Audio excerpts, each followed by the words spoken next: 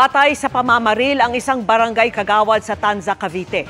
Pinuntirya siya habang nasa loob ng sasakyan kasamang 4 na batang maswerteng nakaligtas. Ang nahulikam na pananambang sa pagtutok ni Rafi Tima. Sa kuha ng CCTV, kita kung paano dinikitan at pinaputukan ng mga nakamotorsiklong suspect ang sasakyang ito sa Barangay Bagtas sa Tanza, Cavite. Ang target, si Barangay Bagtas Kagawad Christopher Aron. 4 na putok na baril ang pinakawalan ng riding in tandem.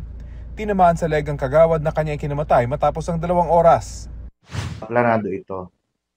Simula pa lamang sa bahay ni Konsehal, pagpasok niya sa barangay hall, nakaabang na yung mga suspect. Sinundan siya. Habang nakasakay siya sa sasakyan niya, sinundan siya ng 2 lalaking motor.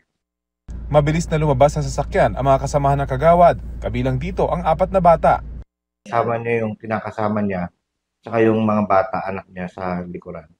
Pero wala namang... Buti na lamang po at wala pong nadamay. Siya lang po ang punteriya, siya rin po yung tinamaan.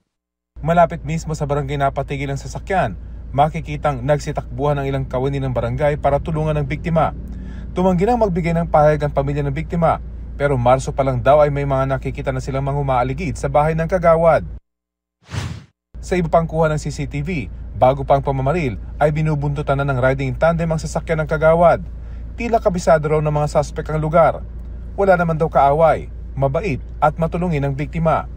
Matunog din daw ang pangalan ng pinaslang na kagawad bilang susunod na kapitan ng barangay. Marami pa kaming anggulo na tinitingnan katulad ng trabaho niya sa bilang barangay councilor. Negosyante din siya. May mga previous na sa support, nag-follow up din kami mga kaso. Nung huli, meron siyang na-involve siya sa banggaan. Pakiusap ng Tanza Police, makipagtulungan sa kanila ang sinumang may alam sa kaso para agad mahuli ang mga salarin. Para sa GMA Integrated News, Rafi Tima, nakatutok, 24 oras.